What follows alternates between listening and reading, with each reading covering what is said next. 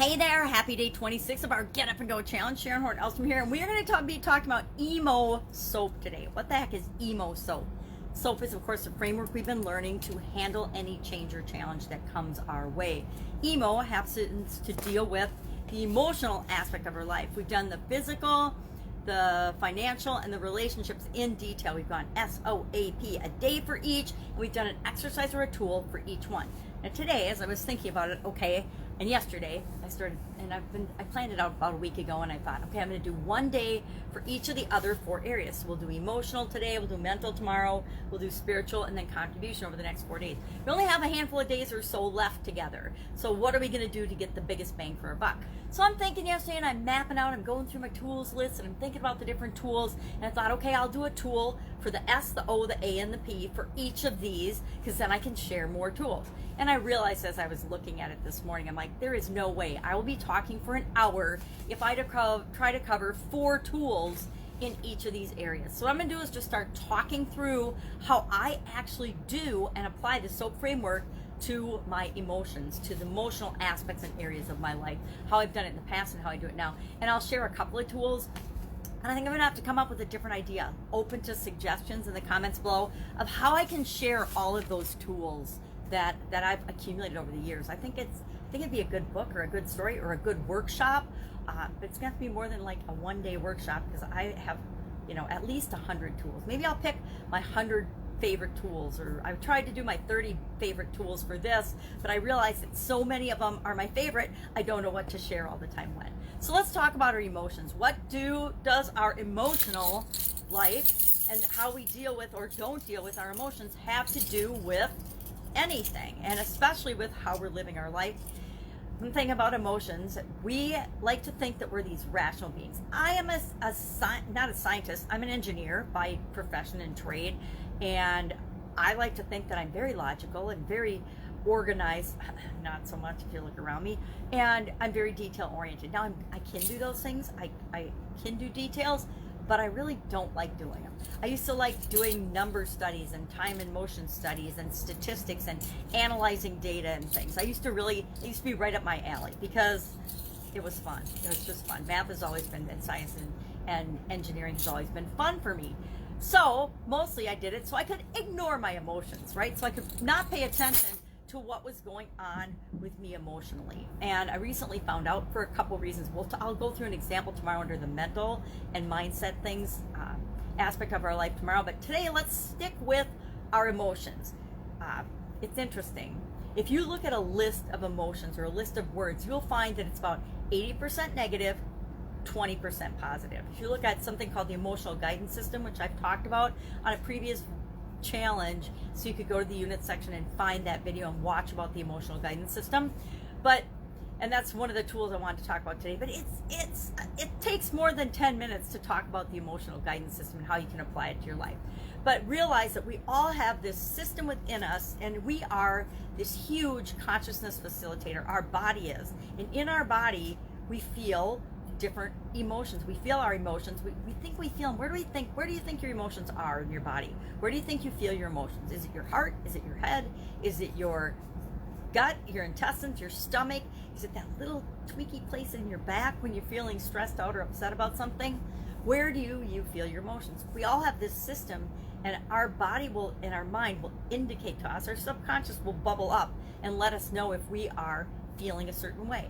We all know how we feel when we fall in love, or how we feel when we're afraid. So let's take fear. I think I've dealt with frustration in past Get Up and Go challenges, so that's another one. You could just search frustration on the group page, the private group page, and you could find the whole walkthrough for the emotional guidance system and the SOAP framework, both in the unit section, just by searching.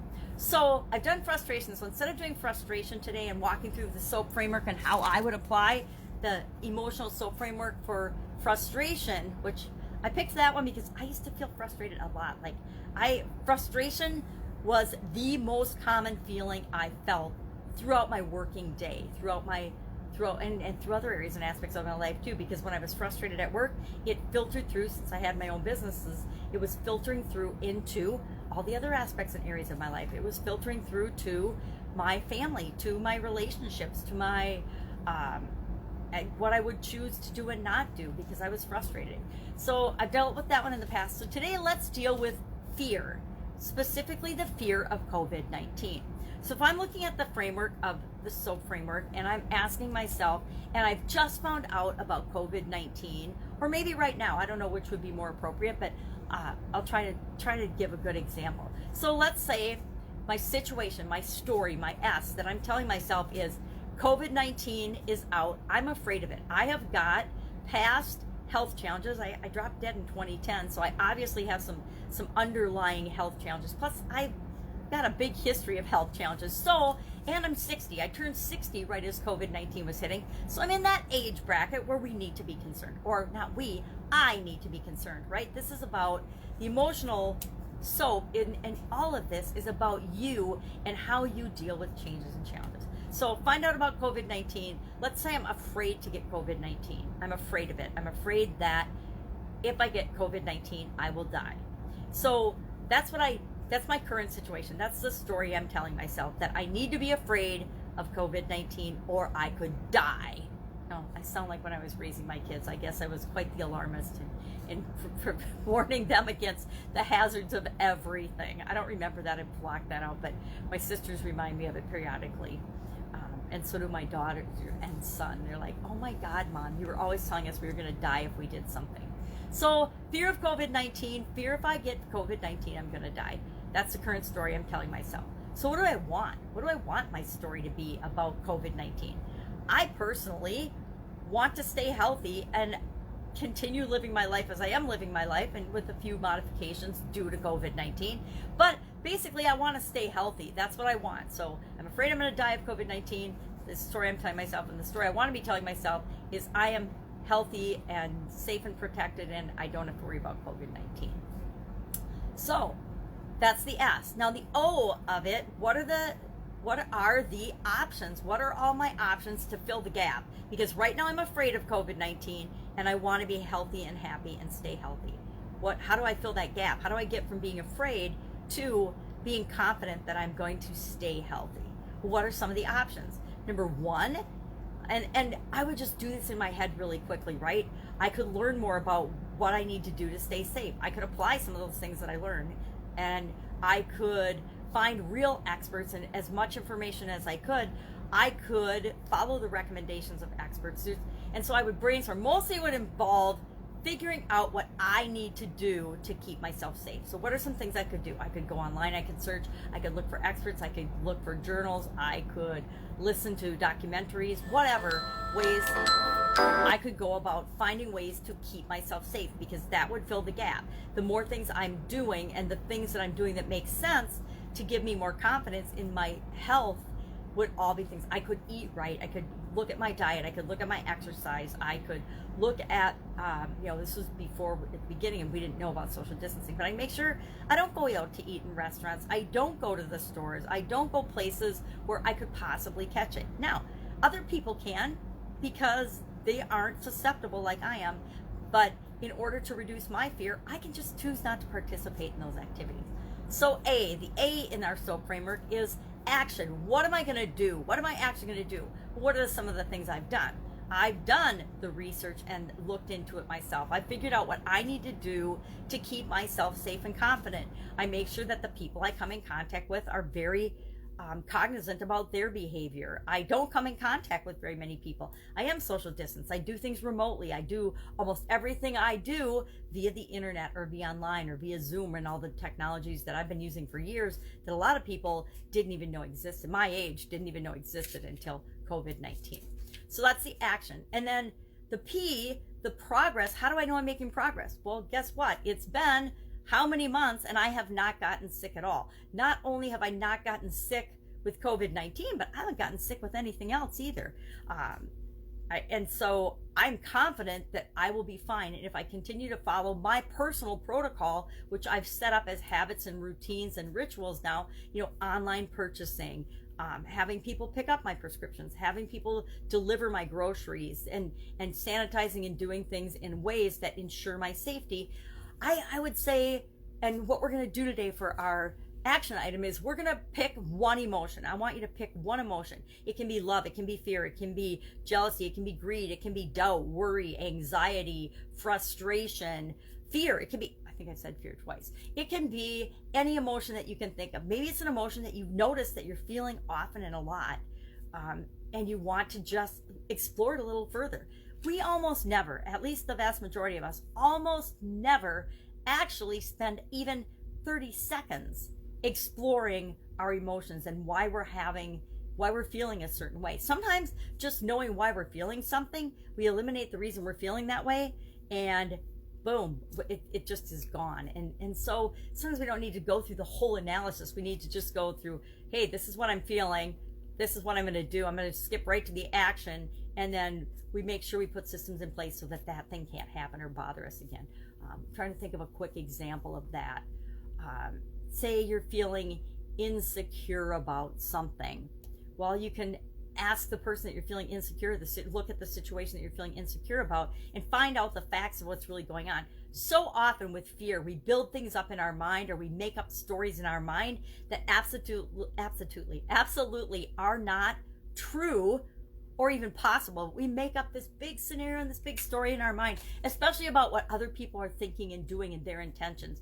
The only way you know is if you ask them. Heck, half the time people do stuff, they don't even know why they do it. So don't ever assume that you know why people do what they do, because I gotta admit, there's sometimes I do things without even thinking about it, and I don't know exactly why I do it. A lot of times it's habit, it's routine, it's past beliefs, it's just past scripts playing out automatically that we're not even aware of. And so somebody might be doing something to irritate you or upset you or cause you stress, and they don't even know they're doing it.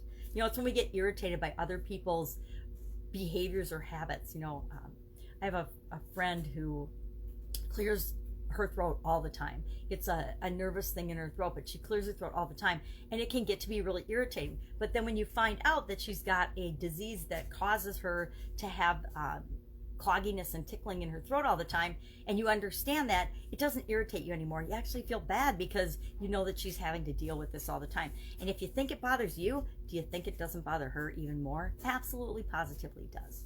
So we're going to take an emotion today, and we're going to ask ourselves about the intensity of that emotion. So on a scale of 1 to 10, we're going to combine some skills that we've learned already.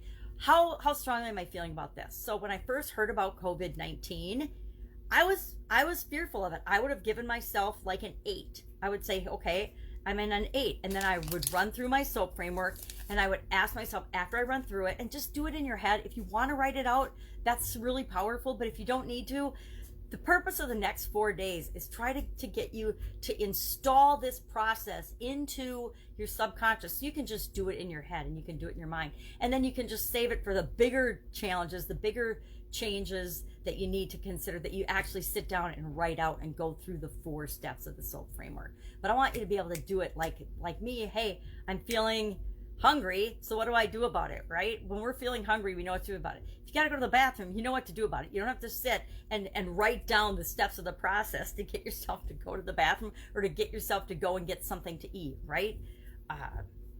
We don't have to consciously think about all the steps all the time. And that's what the next 4 days are about, practicing that.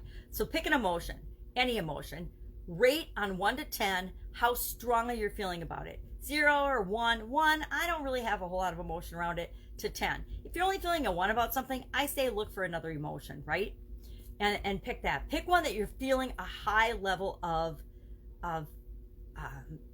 emotion about, right? So if I'm feeling fear, I want it to be like a 7 to 10 before I'm even going to go through the SOAP framework with it. So fear, what are you feeling at the beginning of the SOAP framework? Go through the SOAP framework, actually do it, do something about it, and then ask yourself, how am I feeling about it? So the first time I heard about COVID-19 and was thinking about it, actually during COVID-19, I had one COVID-19 scare. And that was, I had been with my sister, and she had gotten her hair done, and her hairdresser tested positive for COVID-19. Now, it turns out that when we investigated it, because instead of freaking out, we investigated it. We found out what the deal was. She called and got some expert information about, well, what's the exposure time, da da da da da. And it turns out she was outside the exposure time. She didn't even have to be contacted in contact tracing and things. But she had let me know in case, just to be careful, so that we were all had a heads up. And so that was our COVID scare. I've only had I think one during all this time period. So now I do know people that have had COVID. I do not personally know anyone that has died, but I do know people that have tested positive, some that have had absolutely positively 0 symptoms. So how do you feel at the beginning of that? And then go through the SOAP framework, and then how do you feel at the end? When I heard that, I probably was about a 6 or a 7, thinking, meh, because we didn't know if she had been exposed to it or not, right? And we didn't know if my sister was in that time frame. We didn't know anything about it. We just knew that somebody she knew and had been with a little over a week ago had turned out that she had tested positive for COVID-19. So we went through all that. But when I went through the SOAP framework, maybe I was at a 6 or a 7. But by the time I went through the process, I was only at like a 2 or a 3. I'm like, okay, the probability is really low. I'm not going to get upset or panic or worried about this. I'm just going to do what I need to do to make sure that I continue to be safe. So it turns out that she tested positive, but nobody around her, including her parents who she lives with, both tested negative. So it was just kind of a fluky thing that, here again, we don't understand about all the testing and the positives and the negatives and the information that we're getting. So we just need to take a deep breath sometimes and realize that we will survive and we will figure it out. We'll figure everything out. So today, emotional. Pick an emotion, rate it 1 through 10, go through the SOAP framework, rate it again. To share on the homework assignment, just share the emotion that you explore and then your beginning and ending number. We just want to see if it worked. And don't beat yourself up if your number stays the same. It just is what it is. Maybe you just need to go through the framework again and try it again. All right. I didn't share all the tools I was going to share today. I was going to share a rampage of desires. I was going to share who does it belong to, which we've already talked about a little, or is it true? Questions to ask when you're looking at your story, because a lot of times we tell ourselves stories about ourselves that are absolutely positively not true. Emotional guidance system, we touched on a little. Walk in the park, cancel, stop, erase, or eraser and reset. Pick a something. I can't see it. I can't read. I can't see my notes. And then affirmations and afformations. No way I could cover all those. So that's it. That's our assignment. That is our challenge for today. Practice using your SOAP. Practice every day. Use your SOAP every day, right? Especially during crazy times like COVID-19. Any questions? Hit me up in the comments below. Otherwise, I will be with you tomorrow. And tomorrow we will run through the SOAP framework about our mental health, our mental aspects of our life. Take care.